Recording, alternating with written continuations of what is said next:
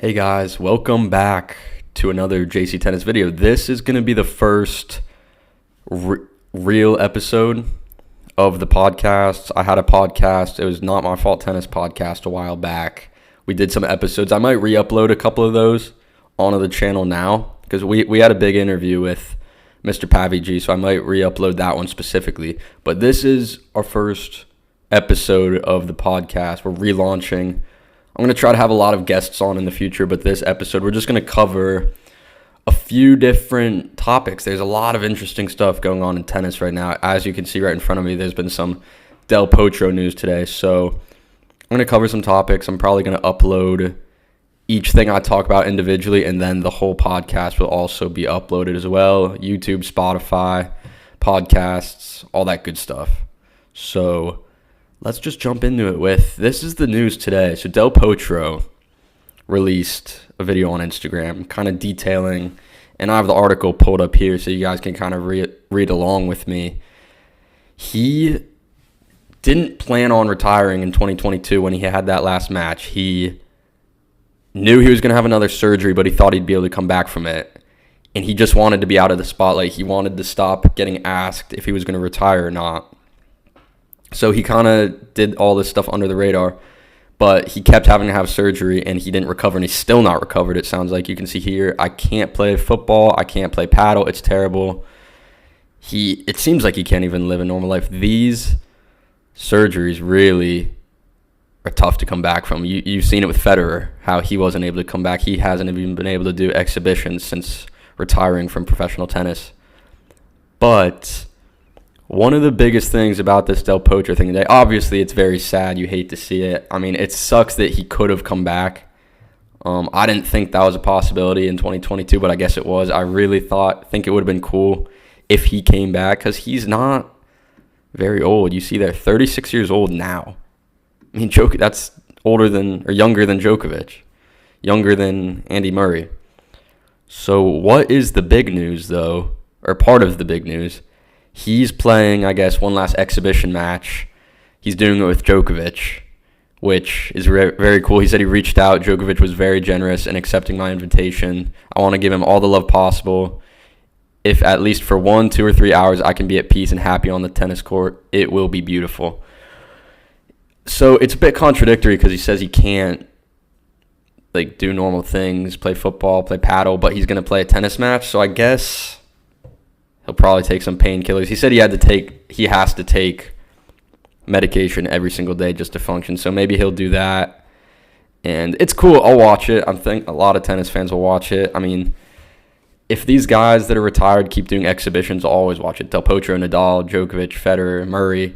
If they keep doing these exhibitions, that'll be great for tennis. I think Nadal, Federer, and Murray are already going to be on their way to doing that very soon, hopefully.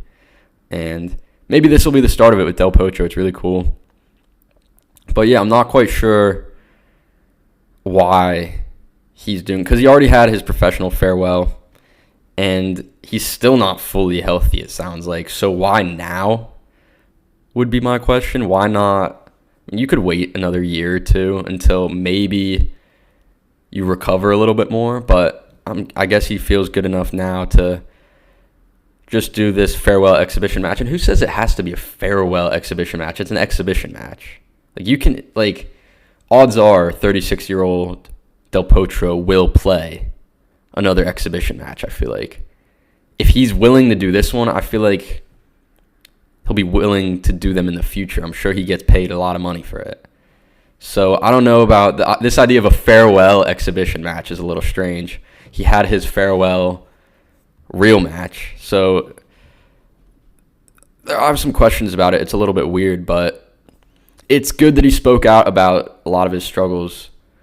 We all knew he struggled with injuries. It's what ended his career way too soon, but I didn't know, or nobody knew, exactly how bad it's been since. I mean, we've seen him at some tournaments, and, the gentle giant, he looks very happy, very at peace, but I guess he really isn't completely, or hasn't been. So yeah, it's good that he put out the video. It's good that we'll see him play, and it sucks that those injuries have piled up for him. Okay, let's go to our next topic. I have them pulled up here. I have this Djokovic article pulled up that I saw. It's more information about the whole Djokovic-Murray teaming up. I think you can read the headline here with me. Djokovic had this mentor/coach after he got rid of Goran Ivanisevic. He gives his verdict on Djokovic hiring Andy Murray as coach and whether the partnership has long-term potential. So it's good to hear more about this big news. I mean, we got the very general description of it from Djokovic's Instagram video, and I think we all want more details about what exactly this means, how it went down, what it means for the future of both of these players. So, he said, the Djokovic's mentor, I do not know how to pronounce his name, to be completely honest with you. Novak is a very smart guy in making decisions, and his career is proof of that. So whenever he needed something really special in terms of coach and help, he reached out. The results are proof of that, and I would say that he knows the best. I don't think anyone's really challenging Djokovic's decision here. I think it makes sense on the surface why he would get someone like Andy Murray, because I think it's just something that's very comfortable for him. And at this stage of his career, that's kind of what you want and need. So, yeah, and then there's some more quotes for him. This is something new for Andy, all the experience that he had with the different coaches in the past and him being a player going through similar situations on his own, it can definitely help. Andy is going to be one of the team members there. They're all together. They have a lot of experience, the whole team together with Novak, and to have Andy as an addition, I think can work out very well. High praise from someone that's very close to Djokovic. They know each other quite well, and they've been playing against each other or together since they were kids. They have a similar style. Tactically, Andy was one of the best guys. That's something I've heard about this whole thing. Andy, obviously, he's tactically great, and he's played a lot, so has Djokovic, but Andy's played against all of these guys as well in the last few years on tour. So it'll be like another set of eyes, just another brain to kind of talk with Djokovic about how to play and beat these guys, because as Djokovic has gotten older, I mean, some of these matches that he would always win years ago, he's going to struggle with a little bit more. You see the Alexei Popyrin match at the U.S. Open that he lost, the Cerundolo match at the French Open. So there's matches that aren't going to be as easy, and he's going to need to be better tactically to get through as he ages. And I think Andy, as a guy who's played these players in the last few years, can be a huge help for that. It's different because all these other coaches that Djokovic have, they watch the players. Andy played them in the last few years. So that's just a different dynamic that could be very, very useful for Djokovic. Here's some more quotes from Djokovic's mentor. I wish them good luck. I was a good friend with Andy, and I practiced many times with him and even had the chance to play doubles with him in a couple of tournaments. It's exciting to see, and I'm looking forward to what's to come. I think we all are very excited. Meanwhile, Murray has discussed his commitment to getting Djokovic in the best possible shape, saying he was looking forward to helping the 24-time Grand Slam champion achieve his goals. That's going to be fun. I mean, these are two guys that are absolute machines when it comes to conditioning, and they're both just absolute Iron Men. They can play forever. Even Murray in his old age, the 5-hour, 45-minute Kokkinakis match comes to mind, and many others where this guy physically was just ridiculous for having a metal hip and all of the other things that he had. Djokovic speaks for himself in that department as well. It's one of the reasons why he is the all-time leader in Grand Slam titles. So the fact that Murray's going to be pushing him even harder on that is incredible, and you just watch Djokovic in Australia be able to beat players just because of that stamina, and he can go forever. We've seen it, and I think we'll continue to see it with the help of Sir Andy Murray. Okay, I want to touch on, and I like to just pull up an article to have while I talk about these things.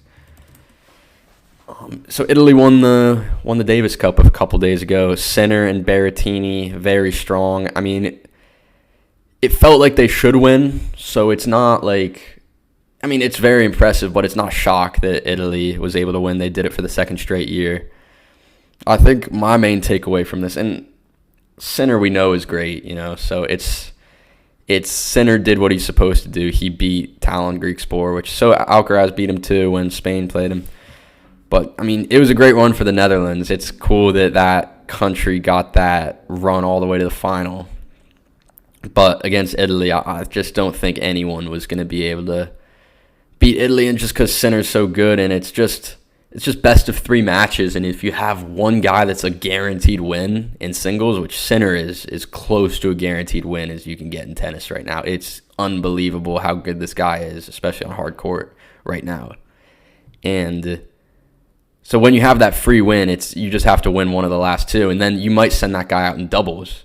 And Sinner's so good, he'll be very, very good in doubles too. So it's like one guy in these Davis Cup finals can make that's the difference. Like, it's not like it's a team tournament, but I feel like it's not like a football team or a soccer team or a basketball team where one player can only do so much. It's like one player can do a lot in these Davis Cup finals, and we saw it with Sinner. And then, I mean, when you have a guy like Berrettini to be the other guy in singles, it's like, wow, it's tough to do that. And Berrettini all throughout the Davis Cup all year has been great. I think he won all of his matches in singles and doubles. It's great to see Matteo play in these big matches and just be very rock solid and just get the wins. The Kokkinakis match looked like it was incredible. He got through late in the third, 7-5, against a guy that plays with a lot of energy, a lot of passion in Kokkinakis. Another takeaway from this Davis Cup was, because I watched a lot of the Nadal stuff with Spain and the Netherlands. I watched a lot on that day, and it's electric. It's underrated. I wish it was covered better. I wish it got more. I just wish it got more attention, and I feel like it doesn't. I remember watching Andy Roddick's podcast a couple months ago, and he said the Laver Cup. He might have not said this directly, but he was saying that the Laver Cup really impressed him, and it's almost surpassed the Davis Cup as like the team event. And I don't pay too close of attention to the Davis Cup year in, year out. So I was like, yeah, I mean, I kind of agree with that. The Laver Cup had a good year this year for not having any of the big 3. So it was like, yeah, the Laver Cup surpassed it. But, like, the Laver Cup feels like an exhibition. The Davis Cup isn't an exhibition. The Davis Cup matters. And as I was watching with the Spain and the Netherlands and then with Italy towards the end, I was like, the Davis Cup means something. Like, if Nadal and Spain were able to go on that run and win the whole thing, you put that on your resume. And, like, of course, I mean, it seems obvious, but it's like, it should be talked about more. It should matter more. Because obviously, if someone wins the Davis Cup, it's on your resume. It's a no-brainer. But it should mean even more. It should really be there. Like, that's the team event in tennis. And I guess as time has gone on, it's become less of that. But I think it was just electric when I was watching it all the way through. And it's fun, and I think it should get covered more. I think it should get talked about more. I think it's kind of just at a bad time of year, but there's no other time of year to really put it because, I mean, the summer is so packed in tennis, so you can't put it there. And then, I don't know, maybe you could throw it in, like, March, but you got the Sunshine Double around that. Like, I don't know. There's no time to really put it. I mean, this is probably the best time, but it's just, like, so many people kind of lock out of tennis this time of year because there's really not much going on, especially after the ATP finals. But I don't know. It's a fun event, and I'll definitely be paying closer attention to it from here on forward for future years.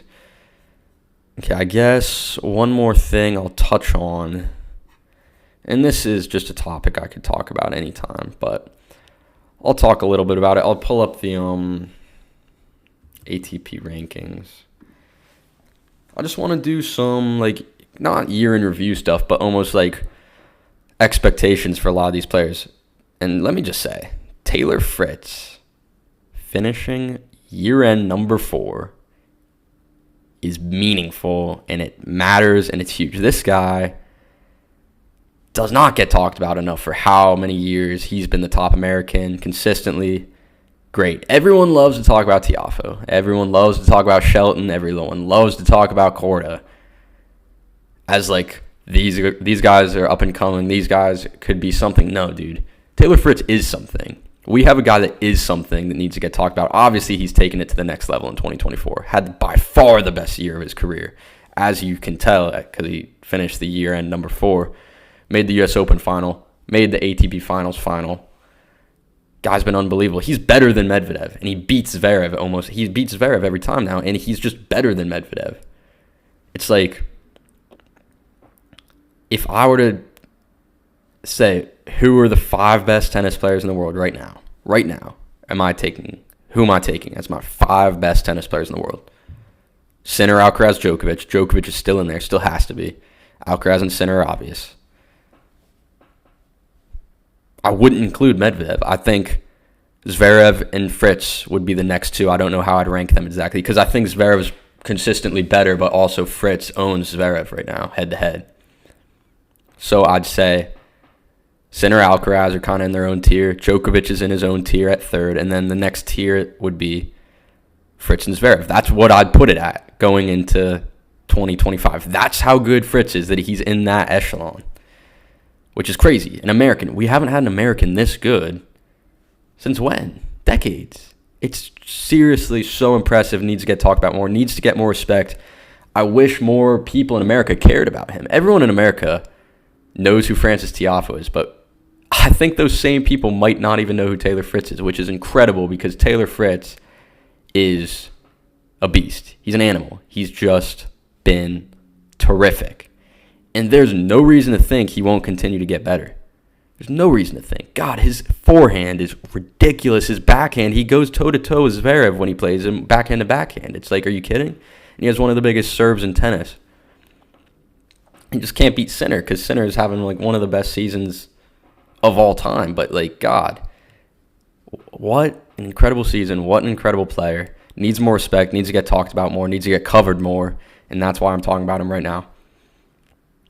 My expectation for him in 2025, do I think he'll finish in the top 5 after next year? That's a good question that I just thought of to ask myself.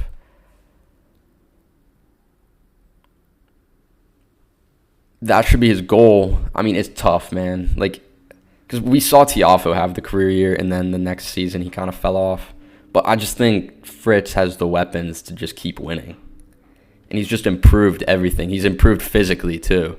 He can play longer matches and win them, I feel like, now more than ever.